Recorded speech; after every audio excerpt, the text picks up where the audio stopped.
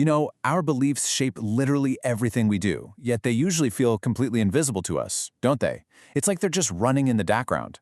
Well, welcome to this explainer. Today we are diving into a really fascinating concept from Neuro-linguistic Programming, or NLP for short, to actually decode the internal structure of those beliefs. Think about it. What if your beliefs aren't just undeniable facts of the universe, but are actually built on a highly specific, totally changeable internal code? By the end of our time together, you're not just going to understand this code, you're going to have the actual tools to hack it. So let's kick things off by asking a question that seems pretty simple on the surface. How do you actually know what you believe? Seriously, pause for a second and think about that.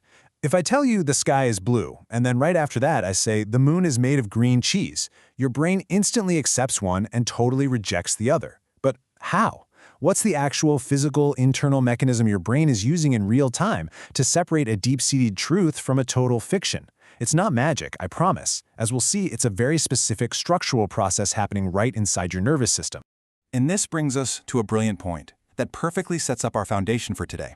It comes courtesy of NLP expert Joseph O'Connor. He points out that NLP doesn't treat beliefs as objective, unchangeable facts. Instead, they're internal mental presuppositions. Basically, they are principles of conduct. You act as if they're true. If a belief gets you good results, you keep acting on it. If it doesn't, well, you change it. They aren't just these empty ideals floating around in the ether somewhere. They are the literal engines driving your everyday actions.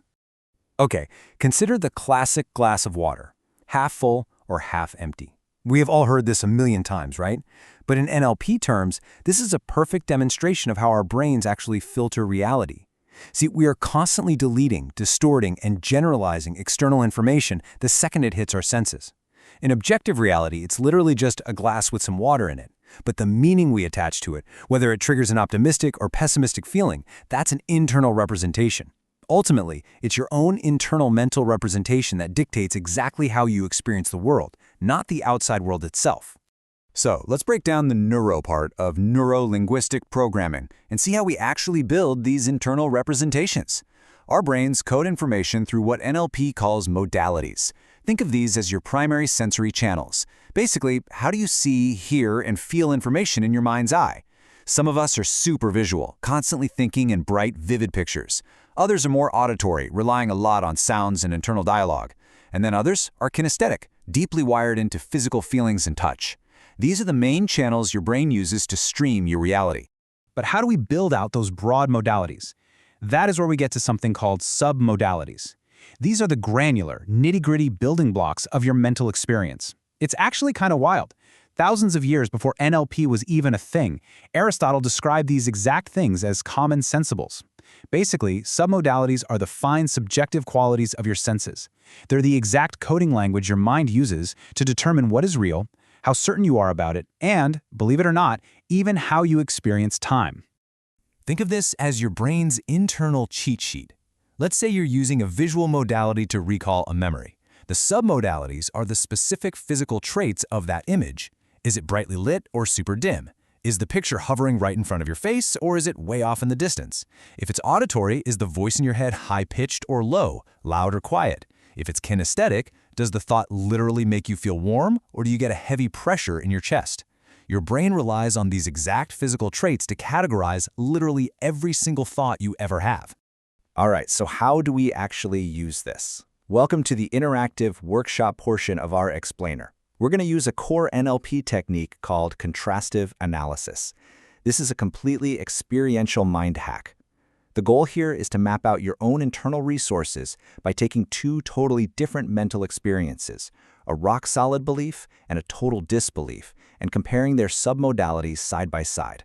By doing this, we can literally crack the specific code your brain uses to tell you what's true and what's false. So here is the exact step-by-step formula we're going to use to map this out. Step 1, you think of an absolute fact, something you believe with 100% certainty. Step 2, you carefully observe the visual, auditory, and kinesthetic qualities, those submodalities we just talked about, for that thought. Step 3, you bring up a complete disbelief, something you know for a fact is totally false. And finally, step 4, we compare the two lists. Grab your mental notepads because we're going to do this together right now. Let's start with that undeniable belief. Pick something easy, like the sun will rise tomorrow morning, or I have two hands. Go ahead and close your eyes for a second if it helps. Now really notice the picture your brain just made. Is it close to you? Is it bright? Is it a moving movie or a still photograph? Are there sounds attached? Just make a mental note of those qualities. Okay, clear that out. Now, let's contrast that with a total disbelief. The moon is made of green cheese. Look at the picture your brain generates for that absolute fiction. Notice where it's located in your visual field. Is it further away this time? Is it darker? Maybe a lot smaller? Now, when you hold those two experiences up against each other, ask yourself, what are the critical differences? I can almost guarantee you notice that the mental picture for the undeniable truth looks, sounds, or feels physically different in your mind than the total fiction, right? Maybe your truth is this massive, bright panoramic image right smack in front of your face, while the fiction is this tiny, grainy, black and white thumbnail shoved down into the bottom corner of your mind's eye. That difference right there? That is your internal coding. One set of submodalities literally translates to, I believe this. The other set translates to, no way, I reject this. And that brings us to the real aha moment, the critical submodality. Within your internal code, there are specific submodalities that have massive leverage. Let's take distance, for example. If you take a strong belief and you intentionally push the mental image of it further away from you, you might suddenly find that it gets dimmer, the sounds get quieter, and here's the crazy part, you actually feel less certain about it. Your brain uses these critical physical traits to categorize reality. Changing just one critical submodality can cause a systemic, domino effect reorganization of how you feel about an entire thought. Because submodalities are the literal code of our experience, they aren't just cool things to observe, they are highly effective tools you can actively use. Deliberately choosing to alter your submodalities is a game changer. Let's say you have a really unpleasant memory, or maybe a lot of anxiety about an upcoming presentation. If your brain typically codes fear by making an internal image huge right in your face and super loud, well, you can just intentionally shrink that image down, push it 100 miles away, turn the volume down until it sounds like a squeaky little cartoon voice. When you change the submodalities, you completely rewrite the intensity and the meaning of the experience. So why does mapping out these internal resources using contrastive analysis actually matter for you? Because it gives you the reins. It gives you tangible control over your own mind.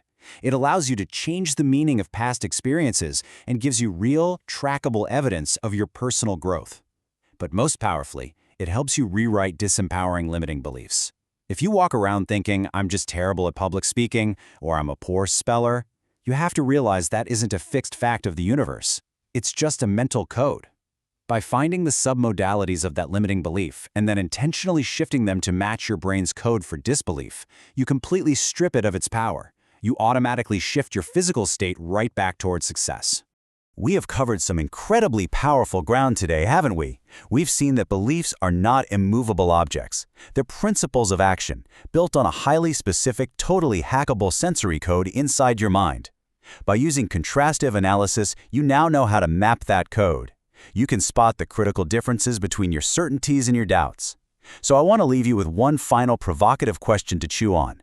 If your beliefs are really just a mental code, rewritable and entirely within your control, what limiting belief are you going to choose to reprogram today? Thank you so much for exploring this with me.